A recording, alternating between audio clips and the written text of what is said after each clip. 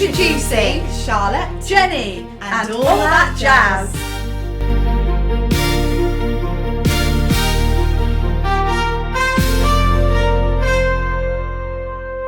Welcome back to episode 11 of And All That Jazz. How have you been, Charlotte? Yeah, I'm okay, thank you. Good. Very tired, but I'm good. How are you? I'm not surprised you're so busy all the time. It's just Sherlock still. Yeah. Just lots and lots of Sherlock. Yeah. So what's been centre stage for you?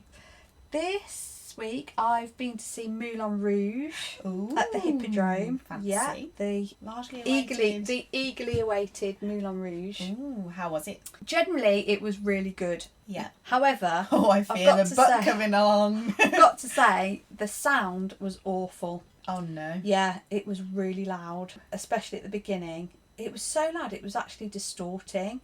Oh, And the guy really? playing Toulouse-Lautrec, he was a bit on the shouty side anyway, On and the you shouty I couldn't tell what he was saying for a lot of it. And if we'd been sat any further forward, I wouldn't have been able to stay in there, to be honest. Really? Yeah, it wasn't actually comfortable to listen to. Do you know the story? Like, did you already know the story of Moulin Rouge going in? Yeah, I've seen the that's film. good. Yeah, so I You could didn't follow understand it. anything that they were saying. The costumes were amazing. Yeah. The set was amazing. Lighting brilliant. So yeah, generally very good. And the girl playing Satine, Verity Thompson, absolutely knocked the others into a cocked hat. Honestly, she was brilliant. Knock the others into a what? Cocked hat. A cocked hat? Have you not heard that? I've never heard that. expression? She was absolutely fantastic. She blew me away. The other thing that I wasn't so keen on was that the chap playing Christian, Yeah. so the main lead, Uh-huh. male lead, they had him as an American, and in the film he's British, isn't he? Yeah. Why would he be American? I mean, I guess it doesn't really matter, but Well, it just wasn't quite as romantic. I don't know. Americans just There's aren't something romantic. about Sorry, Americans. There's something about a British chap in Paris looking for love. You know, it was very romantic, wasn't it, in the film? Yeah. So that didn't really sit right with me. But as a whole, fantastic show. Yeah, really good.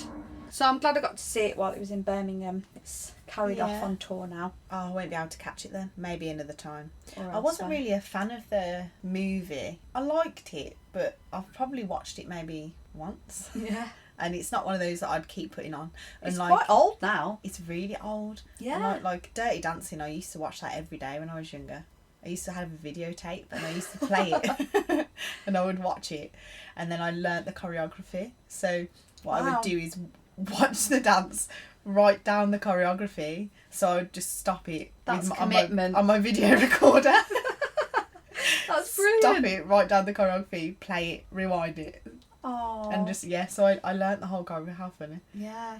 Well, Let's obviously just go the film was directed by Baz Luhrmann, wasn't it? Yeah, and it I was do like very Baz Luhrmann. quite cutting edge when it first came out. Yeah. And of course it had all the well-known songs in it. Yeah. So the musical was very much the same, but they had even more well-known numbers in it. The tracks were very cleverly done. Oh, good. Yeah, it was a good show. Yeah. I would recommend it. It was just the actual sound. I think what it is, the sound desk is often right at the back of the stalls, and Yeah. it's underneath the balcony, and so the sound operator has got a completely different experience of the sound to someone that's in the first few rows, for example, they're listening or to up a at whole the top different show. like sat up in the balcony. Just hadn't really been attended to properly. That's a shame.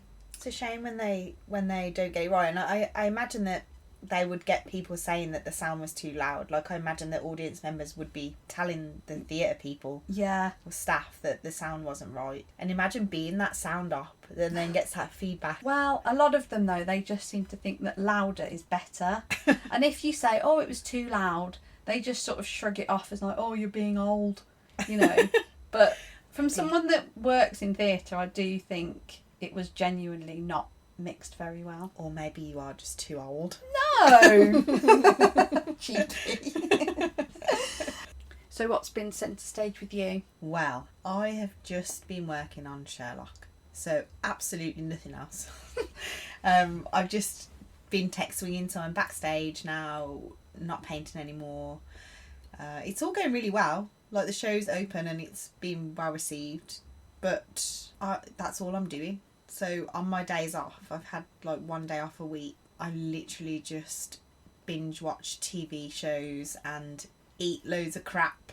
You haven't actually even been having 1 day off a week for a while, have you? Because you No. were... No. Naughty Charlotte. Because you went straight from doing the scenic painting, didn't you? Straight Yes. into tech swing, backstage. Yeah, I went straight in.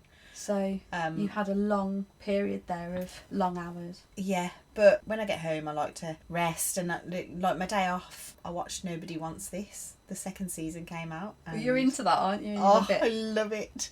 I think it's just because it's the epitome of what a good relationship is, and I don't mean as in, you know, that they never argue, and it's not like American romance where everything is always perfect and Yeah. you know, they meet and lock eyes and then that's the rest of their life done. It's a real for me anyway, I don't know if anyone else experiences this, but watching it's like watching a really healthy relationship for the first time on TV. It's just because they communicate, and you know, they still fall out and they still have their moments, but there's a real sense of like emotional maturity, I guess, in that they're kind of talking to each other, they're actually communicating with each other, and they're actually communicating their own wants and needs. So I am kind of a little bit obsessed with it, and I could probably continue talking about it forever and ever, but I'm not going to, because you're not on commission. I'm not on commission, and I don't want to spoil it for anyone.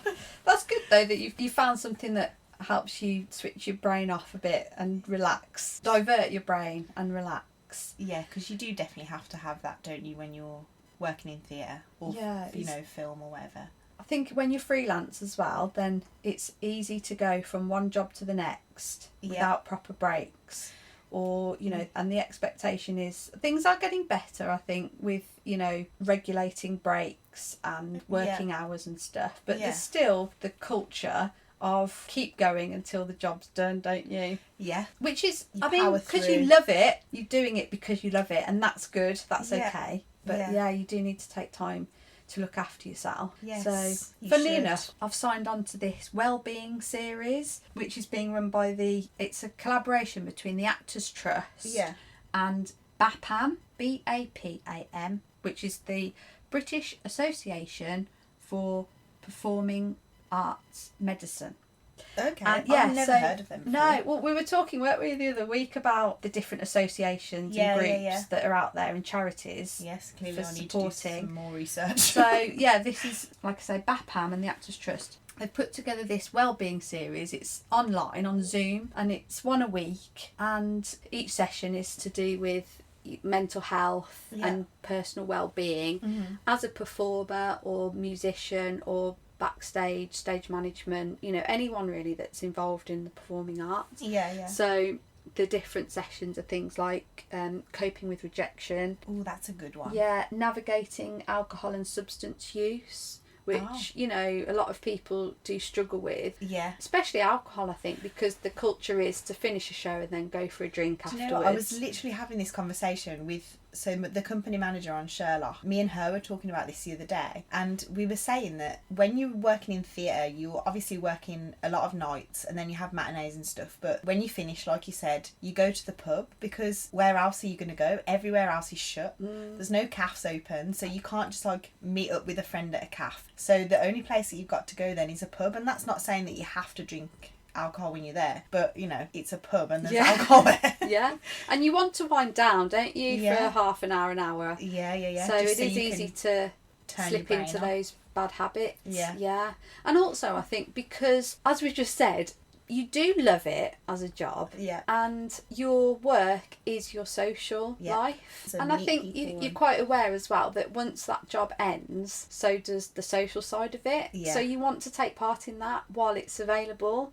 So you do tend to enter into it, don't you? You when do. Perhaps you wouldn't normally. So these wellbeing sessions, there's I think next week is embodiment, body image and self-esteem. Ooh, these are really good. Maybe they're I should, really maybe I should have a interesting. look at them myself. And then there's another one, respect, rapport and boundaries at work and beyond. So yeah, they're covering really relevant subjects. As I said, not just for performers on stage, but anyone that's Everyone in the involved. industry. Such a good idea. I love that people are starting to actually think about the pressures and the environment that we work in, because I know, and again, this is something that we've talked about before, but for so long, being in the creative industry has not been classed as a real job. When are you going to get a proper job? Yeah, and I'm just like, when is that going to change? Because this is something I heard the other day, like as soon as somebody's got a funeral to arrange or there's a birthday or something, what do you fall back on? You fall back on the arts, right? Because at a funeral, all of a sudden people want poems to read, or they want words to say, or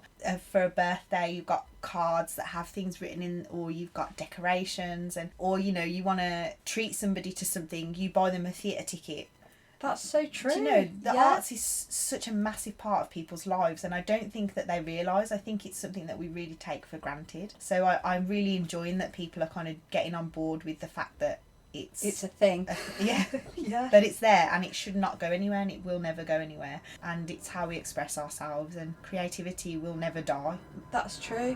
Yeah. Well, as humans, we need creativity, don't we? That's what sets us apart from the animal kingdom. Well done, BAPAM.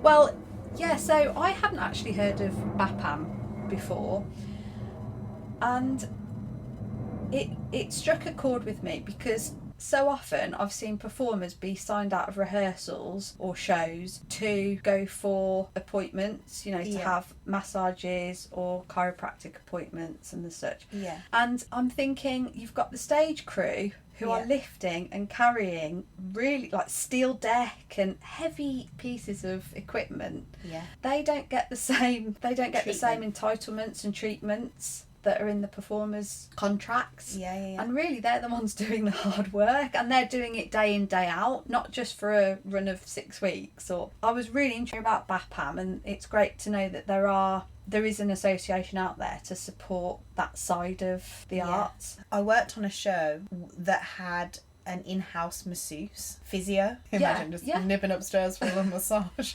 No, they had an in-house physio, and so the actors they were just set up in a dressing room, you know, upstairs, and the actors were just allowed to book themselves in and go and get physio whenever they wanted to. But that was only for the actors. That wasn't for anybody else. It's always the way. Yeah, that's crazy. I've literally just thought about that now. But yeah, that's nuts. Let's get that changed. Come on, BAPAM. Okay, right, we're going to finish there for today because I'm going to send you off now to get some rest. Make sure you're well rested. And then there's me till 2 a.m. watching another TV series. Box sets, binge watching. Screen off, phone off. No! It's hard, but it does actually make a difference, No, doesn't it does, it? yeah. I should do that. It does. Okay, so before you go, what have we learnt? Ooh, what have we learnt? We have learnt that louder isn't always better. Amen to that. Thanks for listening. Join us next time for more on theatre, television and all that jazz.